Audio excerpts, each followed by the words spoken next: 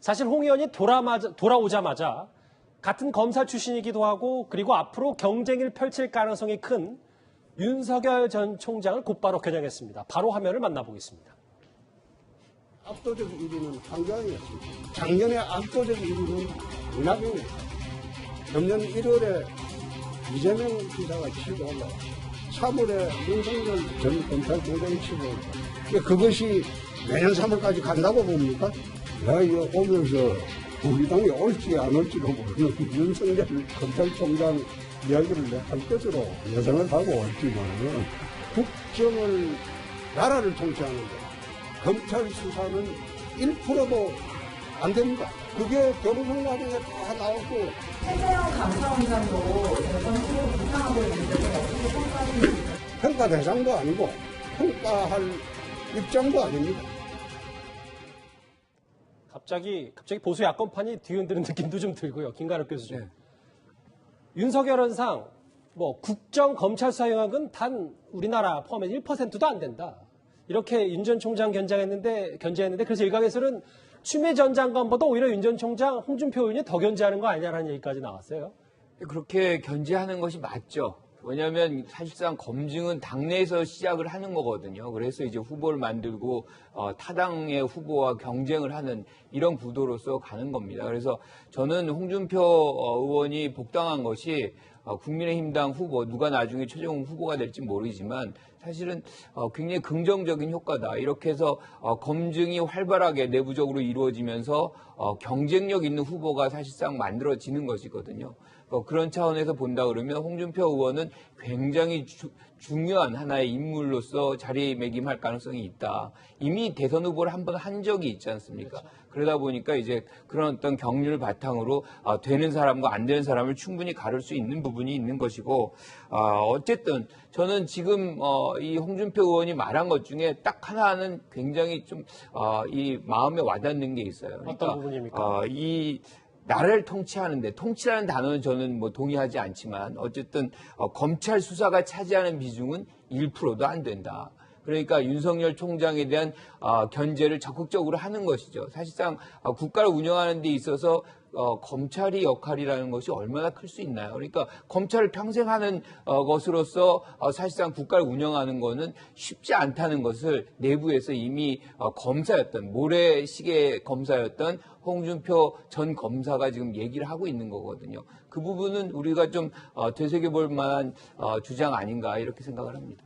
실제로 여당에서는요, 홍준표 의원이 뭔가 야권의 분열을 부추길 수 있는 인물이다 이런 평가도 했습니다. 화면 만나보겠습니다. 홍준표 후보님이 입당하시게 될 텐데 아마 홍준표 후보께서 가장 정확히 잘 알고 있을 것이다. 검찰의 후배고 지난 여름에 무엇을 한지 다 알고 있는 분이 홍준표 후보이기 때문에. 윤석열 총장에게 데미지를 줄 수 있는 사람은 내가 보기에는 야당에서는 홍준표 전 대표예요. 천적 수준이라고 보죠. 천적 스타일이 정반대인데다가 예. 본인이 검사 출신이거든. 구경하는 사람들 입장에서는 정말 재밌을 겁니다. 화면을 보니까 저 구경은 여당이 제일 좋아할 것 같은데요, 이현정 의원님. 네. 근데 보수층 입장에서 돌아오자마자 윤 전 총장을 홍 의원이 바로 겨냥한다. 이게 불편하신 분들 그런 시각도 있기는 한 것 같습니다. 네. 오늘 홍준표 의원 보시면서 달라진 거 없었습니까? 넥타이요? 레드홍이라고 그랬잖아요. 예. 본인이 제가 홍준표 의원을 한 20여 년 동안 봤는데요. 최근에 보면 붉은 넥타이를 매지 않아요. 항상 붉은 넥타이를 맸습니다. 그러니까 항상 붉은 넥타이를 매고 레드홍이 자기 이미지였거든요. 근데 최근부터 보면 홍준표 의원이 이 레드를 하잖아요. 그만큼 이제 본인이 좀 뭔가 바뀌어지겠다는 아마 저는 상징적인 신호로 보는데, 근데 이제 맏아들이라고 그랬지 않습니까? 예. 근데 한 집에, 저도 형님들이 많은데, 한 집이 평온하려면요, 맏아들의 역할이 굉장히 중요합니다. 어째야 집안이 평온하죠? 맏아들이 정말 동생들 잘 챙기고, 어려움 잘 챙기고, 집안 살림 잘 챙기고, 그렇게 두루두루 형제 간에 우애 있게 만들어야지만이 그 집안이 상당히 잘 되는 집안이지 않겠습니까? 맏아들이 저 밑엔 동생 맨날 욕이나 하고, 집안에 다른 사람들 분탕질하고, 이렇게 되면 그 집안 결코 오래 못 갑니다.